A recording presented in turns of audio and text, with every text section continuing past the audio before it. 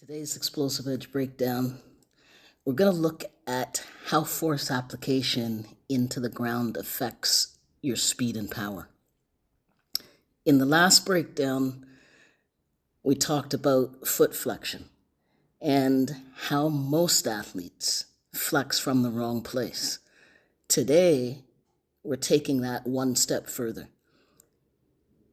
When we talk about speed, we always assume that it's about the legs, but it actually doesn't start with your legs. It starts with how you apply force into the ground. As you watch the footage, I want you to pay attention to how this young athlete's foot interacts with the ground. And as you're viewing the clip, what you're seeing here is I'm working with this young soccer athlete, and we're focusing on how he applies force so he can develop more explosive speed in his first few steps, particularly when he's with the ball. But this applies to going up for a header in the air as well. So what I'm doing here is I'm having him working through concentric and eccentric movement. And I'm using the heavy bag instead of a box step because I wanted to simulate the uneven ground that he often experiences when he's playing on a grass pitch. Then later on, I added the ball. Now, when he's landing, the task is he had to get right back up into his next step while controlling the dribble.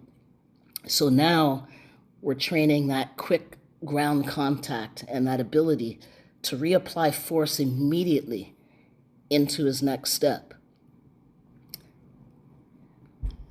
A question about this very video, this short, came up. Why not push through the toes?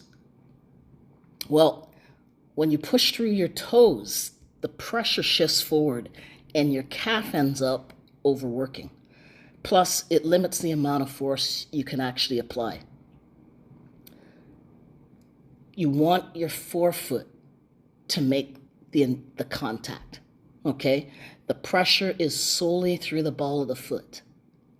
What I'm not saying here is the toes aren't making contact, but the pressure is not through the toes, it's through the balls.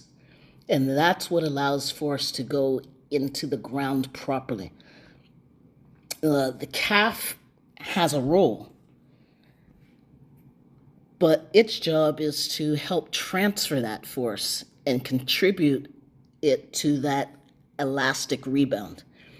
But it's not meant to drive the movement.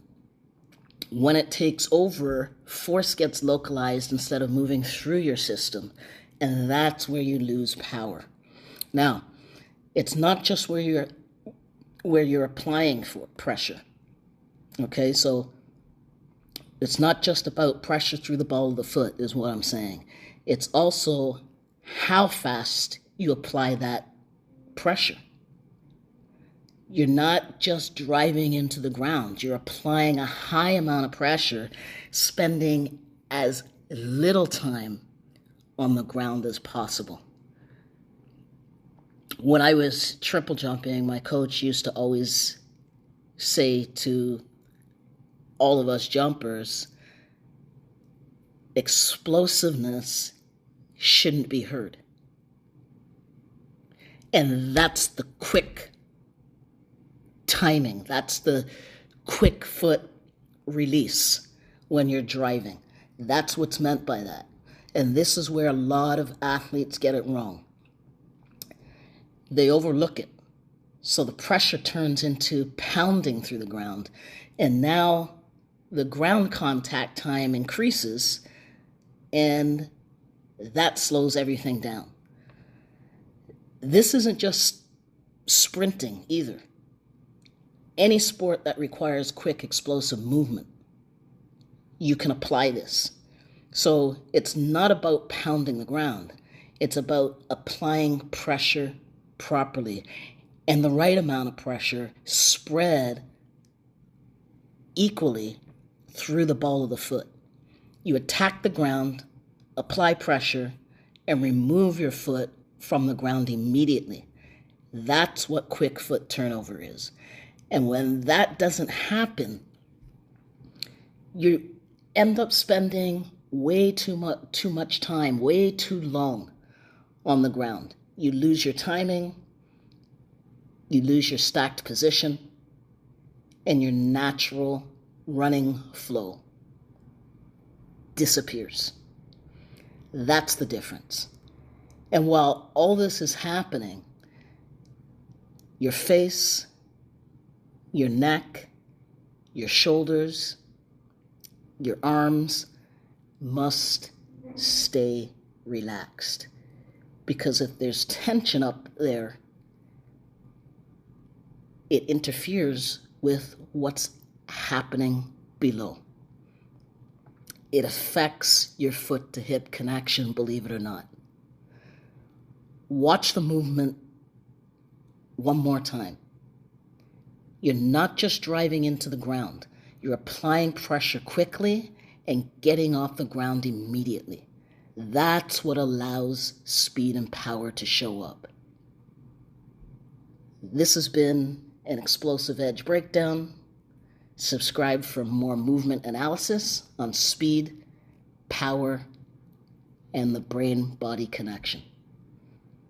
I'm Coach Emil. Continue to soar.